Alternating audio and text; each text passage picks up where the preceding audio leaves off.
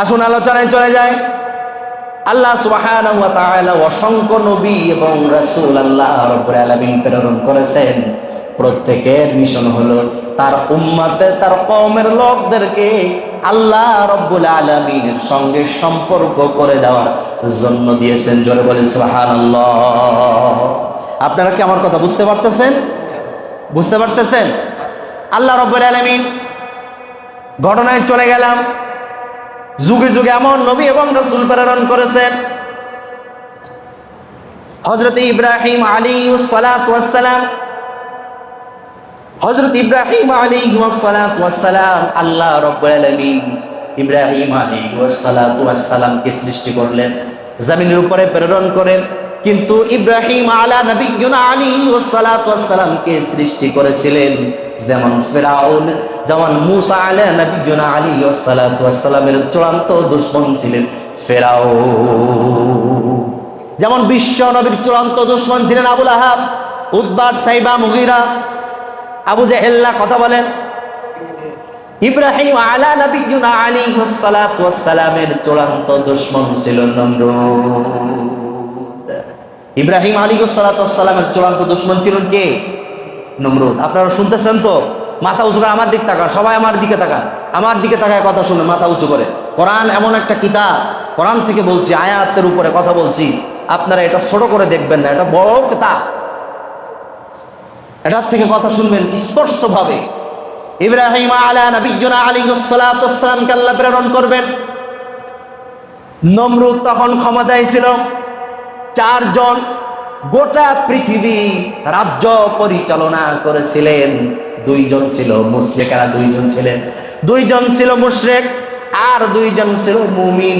এই মুশরিকদের ভিতরে একজন হলো এই নমরুদ। এই নমরুদ ছিল। এখন আমি কথাটি বোঝাইতে চাইলাম এভাবে, নমরুদ রাজ সিংহাসনে বসে আছে, নমরুদ রাজ সিংহাসনে বসে আছে। সিংহাসনে বসে একটা খবর শুনতে পেল, আমার কওমের সময় এমন একজন শিশু সন্তান, পুত্র শিশু সন্তান জন্ম নিবে, সে আমার গদি নিয়ে টানাটানি করবে, সে আমার তাওহীদের বাণী, কালেমার বাণী নিয়া, ঝান্ডা নিয়া এই জামানায় আগমন করবে। আর আমি এই যে মূর্তি পূজা করি, আমি এই যে দাসত্ব করায় আমারে গোলাম বলে মানে আমারে রব বলে মানায়, এটাকে বানচাল করে দিবে। আমার থেকে তারা মানুষদেরকে সে দাওয়াত দিয়া দিয়া দূরে সরাইয়া দিবে। এখন মন্ত্রী মহোদয়দেরকে সকলকে উপস্থিত করে একটা জনসভার আয়োজন করেছিলেন নমরুদ। জনসভার আয়োজন করে বললেন, আমি বুঝেছি, আমি শুনেছি, আমি পরিকল্পনা দেখেছি যে আমার এই কওমের সময় এমন একজন আবির্ভাব ঘটতেছে, এমন একজন আবির্ভাব ঘটবে, আমাকে মন্ত্রিত্ব পদ আর থাকবে না, কালেমার দাওয়াত দিয়ে দিবে, তাওহীদের দাওয়াত দিবে, একত্ববাদের দাওয়াত দিবে, আমার আর ক্ষমতা পাওয়ার থাকবে না, আমি রব এটা থাকবে না। কি করা যায়? পরিকল্পনা করা যাক। শিশু সন্তান তো এখনো পর্যন্ত জন্ম নাই, আপনারা সকলেই বলুন এইটা কেমনে বন্ধ করা যায়। সবাই মিলে প্রশ্নবিদ্ধ হলো। গভীর মনোযোগ দেন। সবাই মিলে একত্রিত হয়ে গেল। সাহেব নমরুদকে বলতে লাগলো, বাদশাহ মশাই, কি করা যেতে পারে? এইটা যদি বাচ্চা যদি না এসে থাকে তাহলে কি করা যেতে পারে? রাজ্যের ভিতরে ঘোষণা করে দাও যেন কোন মহিলা যেন পুত্র সন্তান যেন জন্ম না দেয়, কোন পুত্র সন্তান যেন কোন মহিলা জন্ম দিতে না পারে। নমরুদ ঘোষণা করলেন, কি করা যায়? জন্ম নিয়ন্ত্রণ মন্ত্রী গঠন করা যাক। সবাই সেখানে উপস্থিত ছিলেন। আজর নামে একজন ছিলেন। আজর তিনি ছিলেন নমরুদের মূর্তি বানানোর কারিগর। আজর ছিলেন মূর্তি বানানোর ভাষ্যকর, সুন্দর করে মূর্তি তৈরি করতে পারত। আল্লাহ রাব্বুল আলামিনের কালেমা শুনুন। নমরুদ এবার চিন্তা করলো, সবার ঘোষণা হলো, আজরের মাথায় বড্ড বুদ্ধি আছে, ব্র্যান্ড আছে, আকল আছে, মূর্তি সুন্দর করে একদম সেম বানাইতে পারে, এত ব্র্যান্ড তার আছে, বুদ্ধিও তার আছে, এত বুদ্ধি এত মেধা তার আছে। সবাই ঘোষণা দিলেন যে এই আজরকে জন্ম নিয়ন্ত্রণ মন্ত্রী হিসাবে তাকে পদ দেওয়া হোক।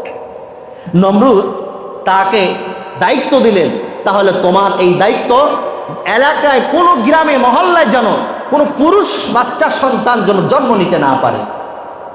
জন্ম নিলে জন্ম নিয়ন্ত্রণ করতে হবে, মেরে ফেলতে হবে, আর যেন কোনো পুরুষ সন্তান যদি বোঝা যায় সে যেন জন্ম না দেয়। নমরুদের ভয় কিসের? নমরুদের ভয় হলো ইব্রাহিম যেন না আসে আর আমার এই রাজত্ব যেন কেড়ে না নেয়। ভয়, ভীষণ ভয়।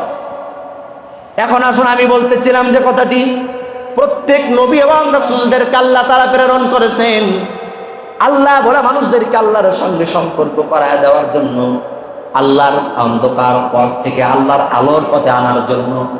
ইব্রাহিম আলা নবিয়্যিনা আলাইহিস সালাতু ওয়াস সালামকে ঠিক অনুরূপভাবে আল্লাহ রাব্বুল আলামিন জন্ম দিয়েছিল। আসুন আমরা শুনে আসি। নমরুদ এই দায়িত্ব যখন আজরের দিল, আজর চতুর্দিকে খেয়াল রাখে কোথাও যেন সন্তান জন্ম না নেয়, আর সন্তান যদি জন্ম নেয় যেন বেটা সন্তান যেন না হয়। এই দায়িত্ব তার দিয়ে দিল, যেন কোনো বেটা সন্তান যেন না হয়। আল্লাহ রাব্বুল আলামিন ওয়া মাকারু ওয়া মাকারাল্লাহ ওয়াল্লাহু খায়রুল মাকিরিন।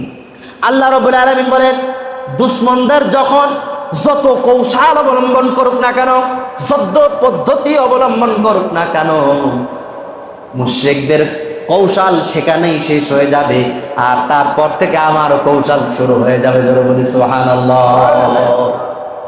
আজরের দায়িত্ব দিল, জন্ম নিয়ন্ত্রণের দায়িত্ব, কিন্তু দেখা যায় যার জন্ম নিয়ন্ত্রণের দায়িত্ব আছে, আর ওই আজরের ঘরেই আল্লাহ তাআলা ইব্রাহিমের জন্ম দিয়ে দিবে।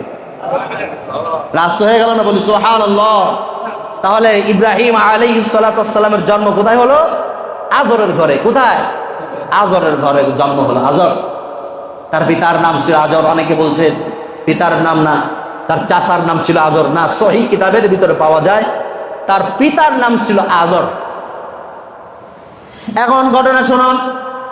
আস্তে আস্তে করে নবীরা যখন জন্ম নেয়, ছোটবেলার থেকে নবীদের কৌশল চলাফেরা ভাব ভঙ্গি আলাদা চলে। বলেন, অন্য মানুষের মতো কি একরকম হয়? একরকম হয় না। কেননা বিশ্ব নবী ছোট থেকে জন্ম নিয়েছিল, কাফের মুশরিকরাও বুঝেছিল এই ছেলেটা এত ভদ্র, এত ঠান্ডা, এটা অন্য কেউ না, হয়তো নবী হয়ে যেতে পারে। জোরে বলি সুবহানাল্লাহ। ইব্রাহিম আলাইহিস সালাতু ওয়াস সালাম একজন ছিলেন নবী।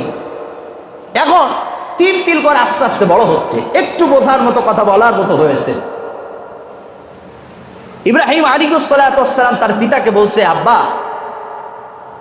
হুটানে বৈশা তুমি এই যেগুলো তৈরি করতেছো এইগুলা কি? বলে, বাবা এগুলো হলো মূর্তি। এগুলা কি? এগুলো হলো মূর্তি। বাবা এগুলো কি করতে হয়? এইগুলো হলো আমাদের খোদা,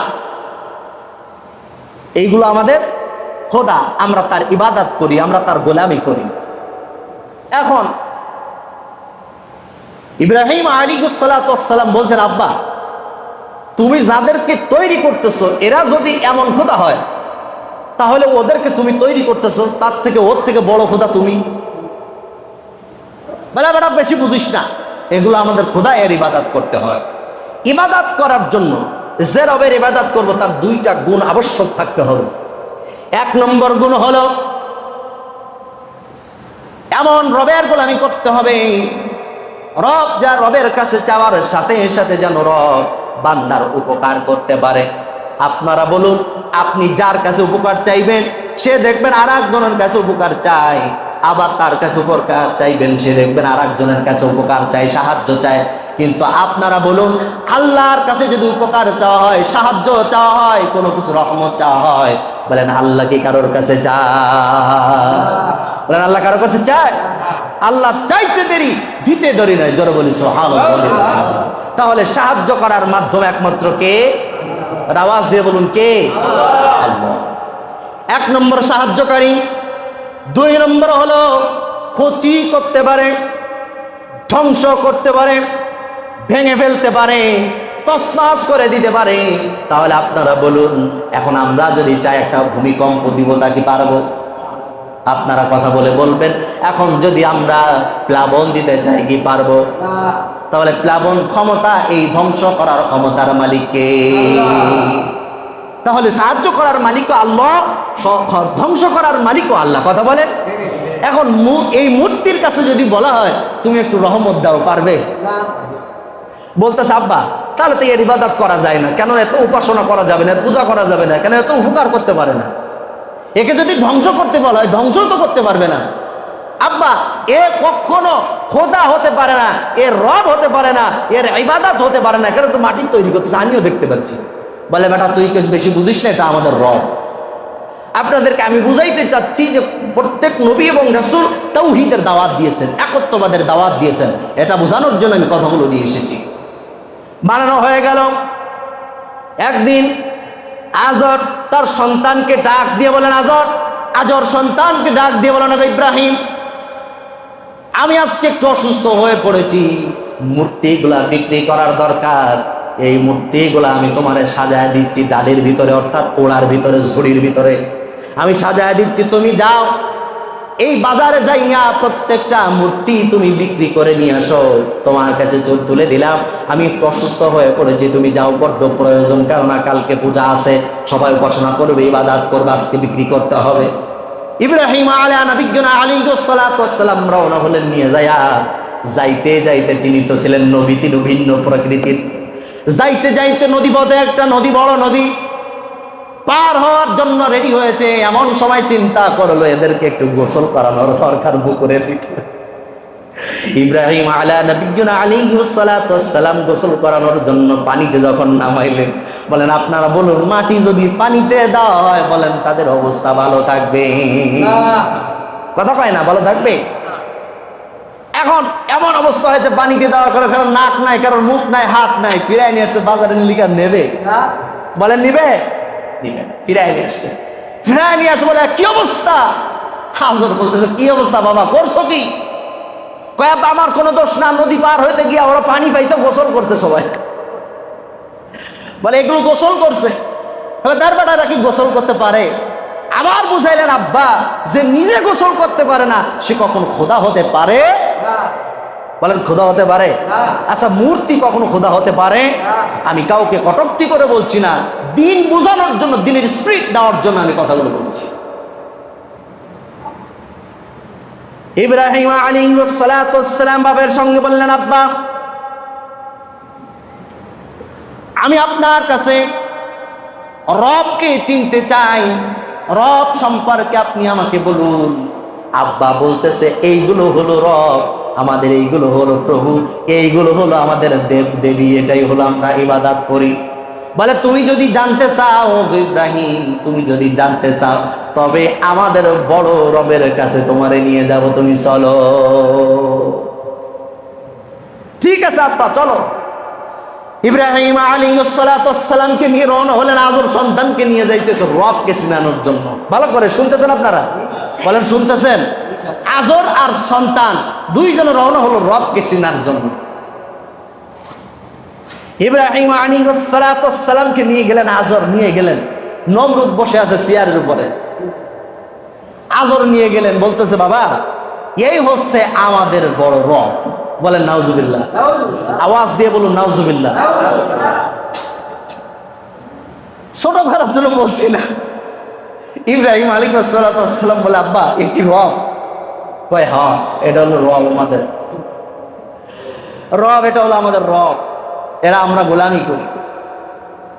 ইব্রাহিম আলাইহিস সালাতু ওয়াস সালাম বলতেছেন রব যদি হবে, এত সুন্দর পৃথিবী সৃষ্টি করেছেন যে রব, আমাকে সৃষ্টি করেছে যে রব, যে কুল কায়নাতের মালিক যে রব, সপ্তম আসমান এবং সপ্তম জমিনের মালিক যে রব, আব্বা এই রব তো এমন হওয়ার কথা না।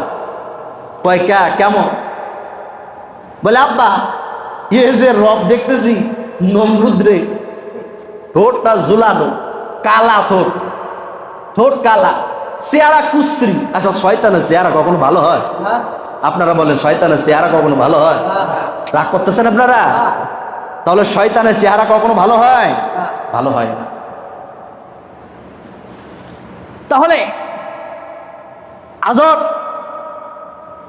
যখন এই প্রশ্ন আজরের কাছে করলেন, ঠোঁট বড় বিস্তৃতি খারাপ, বড় ঝুলানো, চেহারা কুশ্রী কালা, হাতগুলো এলোমেলো, তার পরিপাটি ভালো না, পা গুলো এমন ফেটে ফেটে চৌসির মার্কা, এলোমেলো, এলো পাতাড়ি, সাদাড়ি সাদাড়ে ভাব। বলতেছে এটা আমাদের রব হতে পারে না। শুনতে পেয়েছে যেহেতু ইব্রাহিম আলাইহিস সালামের ইমানের স্পিরিট ছিল বেশি থাকার কারণে তার সামনে বলেছে তুমি রব হতে পারো না। কেন আমি তোমার রব হব না? বলেন আমার রব কি করেন? তুমি যদি আমার রব হবে, তাহলে তুমি যদি রব হবে, আমি তোমাকে যেগুলো করতে বলবো এগুলো করে দেখাও। আল্লাহ কোরআনুল কারীমের ভিতর তুলে দিলেন, আলাম তারা ইলাল্লাযী হাজ্জা ইব্রাহিমা ফি রাব্বিহি আন আতাহুল্লাহুল মুলক إذ قال إبراهيم ربي الذي يحيي ويميت قال أنا أحيي ويميت। ইব্রাহিম আলাইহিস সালাম বললেন তুমি যদি আমার রব হও তাহলে কেমনে পারো তুমি জীবন দাও তো, আর কেমনে পারো তুমি মৃত্যু দাও তো। শয়তান বুদ্ধি করলো কি করা যায়, বাচ্চারা যারা বুঝাই তো লাগবে।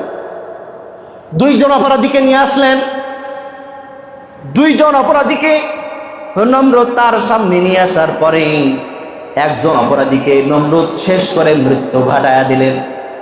বলে দেখো আমি মৃত্যু ঘটাইতে পারি। আর একজন অপরাধীকে এশারা দিয়ে বেকসুর খালাস করে দিলেন। বলে দেখো আমি মৃত্যু ঘটায় দিলাম, আমার অপরাধ থেকে মুক্ত করে আমি তাকে জীবন দান করলাম। ইব্রাহিম আলাইহিস সালামের সেই আয়াতের কথা আমার বারবার মনে পড়ে গেল, আল্লাযী খালাকাল মাউতা ওয়াল হায়াতা লিয়াবলুয়াকুম আইয়ুকুম আহসানু আমালা। আল্লাহ রাব্বুল আলামিন বলেন আমি মানুষের জীবন দেয়, আমি মৃত্যু ঘটাই। জোরে বলি সুবহানাল্লাহ। নমরুদের শক্তি আসে তো পাওয়ার দেখায় দিল। ছোট মানুষ তো আর তর্ক করলেন না, তার সাথে তর্ক না করে বললেন আচ্ছা মেনে নিলাম, মানলাম না, কিন্তু যাও আপনার একথা শুনলাম, এখানে যুক্তি আমি খাড়া করলাম না, মানে নাই, যুক্তি আমি খাড়া করলাম না। আর একটা প্রশ্ন করলেন, কি করলেন?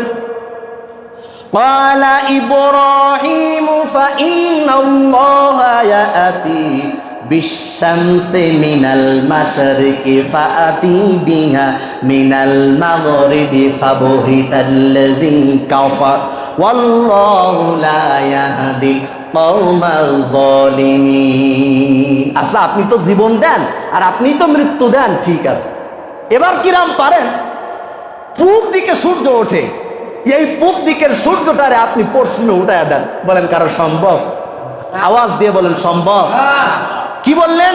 প্রতিদিনই তো পূব দিকে সূর্য উদিত হয়, পশ্চিম দিকে অস্ত্র যায়, আজকে আপনি পূব দিকে অস্ত্র দেওয়াবেন আর পশ্চিম থেকে উঠাবেন।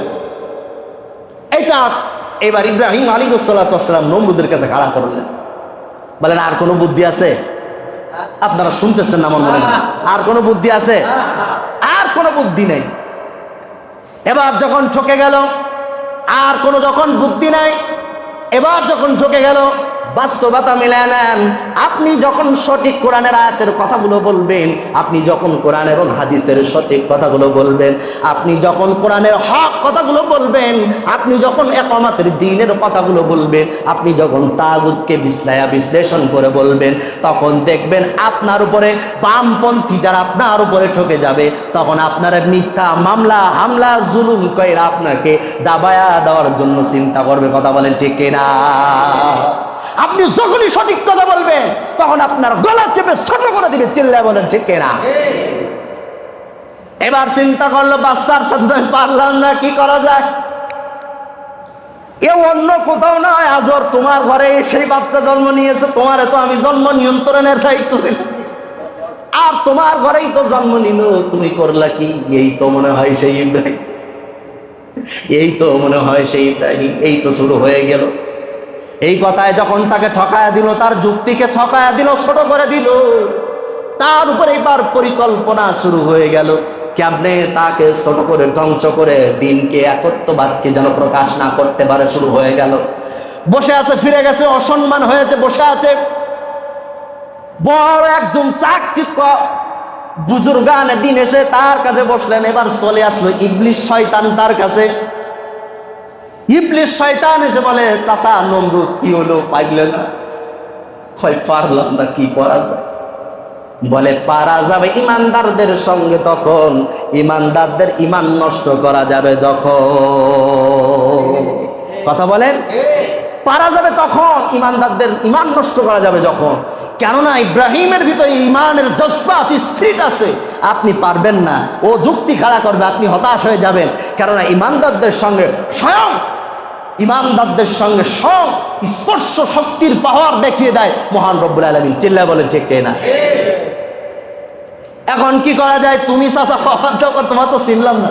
আমার চিনা লাগবে না, আমি উপরের লোক। আমার চিনা লাগবে না, আমি উপরের লোক। তাহলে কি করতে হবে পরামর্শ দাও। সময় সংক্ষেপ হওয়ার কারণে এখন আপনাদেরকে বলতে চাই, নমরুদকে পরামর্শ দিল, আপনি এইখানে একটা ঘোষণা দিয়ে দেন, বড় একটা জজবার আয়োজন করে দেন, একটা মেলার আয়োজন করে দেন, সংক্ষেপে বলে একটা পুতুল নাচের আয়োজন করেন, ড্যান্সের ব্যবস্থা করেন, নর্তকীদেরকে খোলামেলা ভাবে একটা ড্যান্স দেওয়ান, এখানে বাদ্যযন্ত্র দিয়া গান বাজায়া শোনায়া দেন। সবাই যখন আসবে আস্তে আস্তে করে ইব্রাহিমও আসবে, আর ইব্রাহিমের ইমান পুড়ে সারকার হয়ে যাবে। তখন ইব্রাহিমকে আপনি বলো নাউজুবিল্লাহ। আছে না নাই বাস্তবতা? সমাজ আছে না নাই? পুতুল নাচ মনে হয় নাই এখন আর আছে? আছে আছে আছে, সব আছে। ইমান বামপন্থীরা ইমানকে ধ্বংস করার জন্য বসে নাই। আপনি বসে থাকলেও তারা বসে নাই। চিল্লায় বলেন ঠিক কিনা? এবার ডান্সের আয়োজন করলেন, নর্তকীদেরকে নিয়ে আসলেন। ঘোষণা হলো মহল্লায়, পাড়ায়, সব জায়গায় ঘোষণা হয়ে গেল, আজকে নমরুদ কি করবে? একটা পুতুল নাচের আয়োজন করেছে, সেখানে সবাই উপস্থিত হতে হবে। এখন ইব্রাহিম আলাইহিসসালামকে ওই অনুষ্ঠানে উপস্থিত করার জন্য ইব্রাহিমকে আনতে গেলেন, দাওয়াত দিতে গেলেন, ডাকতে গেলেন। যারা ডাকতে গিয়েছিলেন, ইব্রাহিম আলাইহিসসালাম জবাব দিলেন, আমি একটু অসুস্থ রয়েছে, আমি যাব না। আমি অসুস্থ রয়েছে, আমি যাব না। কিন্তু তিনি সুস্থ ছিলেন। এই অসুস্থতার কথা, এই কথাটা বলার কারণ হলো তিনি মিথ্যা বলেননি। তিনি ছিলেন শারীরিক অসুস্থ, ব্রেনিয়ান অসুস্থ। কারণ মানুষ আল্লাহকে বলে এই যে মূর্তিকে যেভাবে সেজদা করতেছে, আল্লাহকে বলে যেভাবে নমরুদকে সেজদা করতেছে, এই পৃথিবীর মানুষগুলো কোথায় ধ্বংসের দ্বার প্রান্তে চলে গিয়েছে। এই প্রেশানিতে তিনি অসুস্থ ছিলেন।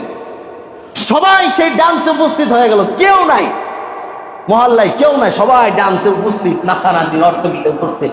আল্লাহর পয়গম্বর ইব্রাহিম আলাইহিসসালাম গেলেন না।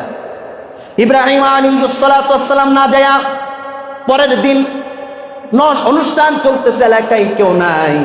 ইব্রাহিম আলাইহিসসালাম আস্তে আস্তে এই ইহুদিরা, মুশরিকেরা যে মূর্তি যাদের পূজা করত, একটা মন্দিরের ভিতরে, ঘরের ভিতরে 360টা মন্দির উপস্থাপন করে রেখেছিলেন। পূজা মন্দিরে এই মূর্তিগুলো উপস্থিত করেছিলেন। আর এই ইব্রাহিম আলাইহিসসালাম সব মূর্তিগুলোর কারোর হাত ভেঙেছিল, কারোর পা ভেঙেছিল, কারোর মাথা ভেঙেছিল, ভেঙে চুরে চুরমার করে দিয়া সব থেকে বড় যে লেডার নাকটা ভাঙ্গা কুড়ালটা কাঁধে বাঁধাইয়া রেখে চলে এসেছে। সব ভেঙে চুরমার করে দিয়ে বড় যে একদম মানে মন্ডল মাতব্বান, তার নাকটা ভাঙ্গা তার কাঁধে এই কোরালটা বাঁধায় রেখে আসছে।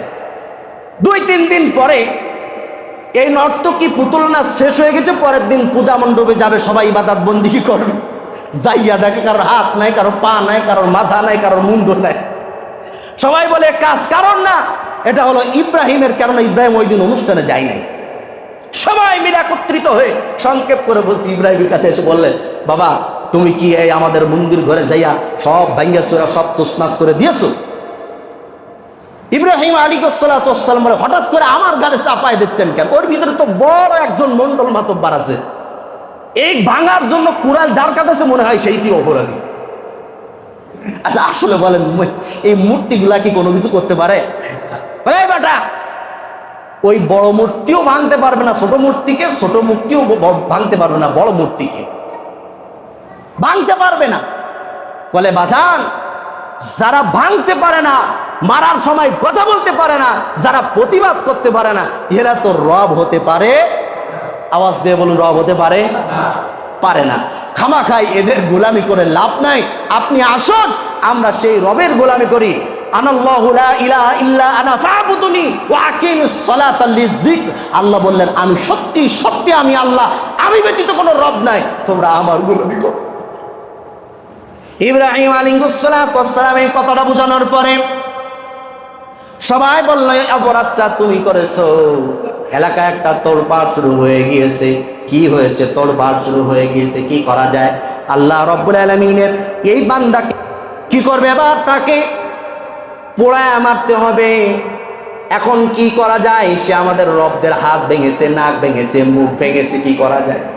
সবাই মন্ত্রী সবাই উপস্থিত হলো। নমরুদ ঘোষণা দিয়ে দিল, তোমরা যে যেখানে পারো কাঠ লাকড়ি উপস্থিত করো, ইব্রাহিমকে পোড়ায়া মারার জন্য রেডি করো, তৈরি করো, কেননা সে আমাদের মূর্তিগুলা ভেঙে ফেলেছে।